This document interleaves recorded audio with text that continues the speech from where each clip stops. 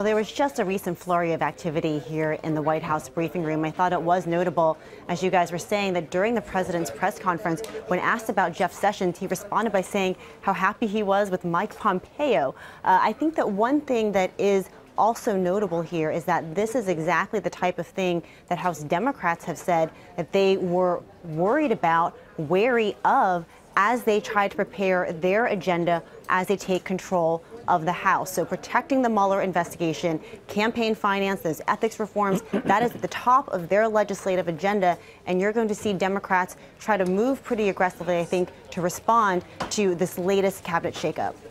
Eamon, Javers has a little bit more, and I'm curious what we know about Matthew Whitaker, who is Mr. Sessions' number two, sort of chief of staff there, and his background.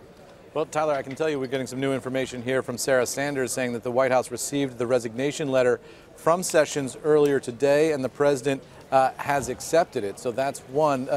The idea of replacing Sessions with his chief of staff has been one that's been kicking around Washington for a while, for exactly the reasons I was just talking about, which is that it does allow the president to put an acting person in place. And I don't think that there is a major difference in terms of policy here between the two men. I'm going to have to do a little bit more of a deep dive. But one of the questions, in terms of investors, you'll be looking at, for example, is the marijuana policy. Jeff Sessions was considered somewhat of a hawk on marijuana.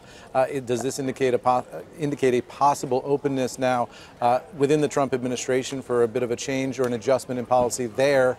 All sorts of other policies down the line expected to be relatively consistent here, but I think we have to do a deep dive and see exactly what the new acting attorney general intends to do vis-a-vis the Russia investigation, because that, of course, is at the heart of all of this and what is driving the president's decision. The president and Jeff Sessions never fully clicked once Sessions recused himself. The president has accused Jeff Sessions of failing to warn him that he was going to recuse, of saying he would have appointed almost anybody else as Attorney General if he had known that was happening, saying he thought it was very unfair.